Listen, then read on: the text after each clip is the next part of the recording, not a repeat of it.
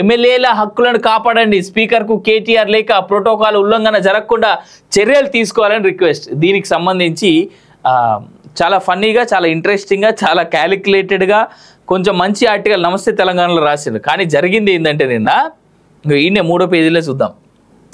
కాంగ్రెస్ ప్రభుత్వం అధికారంలోకి వచ్చినప్పటి నుంచి ప్రతిపక్ష బీఆర్ఎస్ ఎమ్మెల్యేల హక్కులను కాలరాసేలా కొత్త సంస్కృతిని తీసుకొచ్చిందని ఆ పార్టీ వర్కింగ్ ప్రెసిడెంట్ కేటీఆర్ ఆరోపించారు.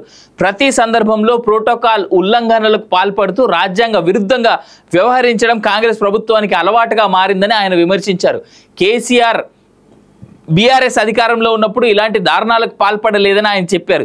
ఈ మేరకు ప్రోటోకాల్ ఉల్లంఘన జరగకుండా చర్యలు తీసుకోవాలని కోరుతూ సోమవారం స్పీకర్ గడ్డం ప్రసాద్కు కేటీఆర్ లేఖ రాశారు. కళ్యాణ లక్ష్మి చెక్కుల పంపిణీ నుంచి ఇతర ప్రభుత్వ సంక్షేమ పథకాలకు సంబంధించి లబ్ధిదారులకు అందాల్సిన చెక్కులను స్థానిక ఎమ్మెల్యేను కాదని కాంగ్రెస్ నాయకులే పంపిణీ చేస్తున్నారని లేఖలో పేర్కొన్నారు. అన్న కేటీఆర్ అన్న, నాకు తెలిసి నువ్వు మర్చిపోయినావు కావచ్చు, ఇట్లాంటి మీ టైంలో మస్తు జరిగినాయి. అట్లా నేను కాంగ్రెస్ని సపోర్ట్ చేస్తలే. నిన్న ఈటల రాజేందర్ విషయంలో కూడా ఇట్లనే చేసిరు. జేఎన్టీలో నిన్న జరిగినటువంటి దానికి ఈయన ఈటల రాజేందర్ గారిని పిలవలే, ఎమ్మెల్యేని కానీ ఎంపీని కానీ. ఇది గౌరవప్రదం కాదు రేవంత్ రెడ్డి గారు, మీరు గమనించుకోవాలి.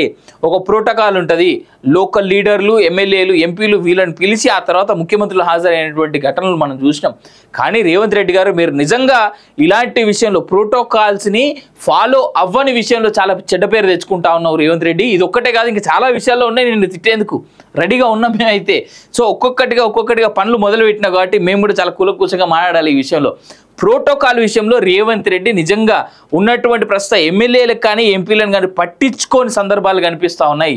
దయచేసి ప్రోటోకాల్స్ ఫాలో అవ్వండి అంటూ నేను రిక్వెస్ట్ చేస్తా ఉన్నా.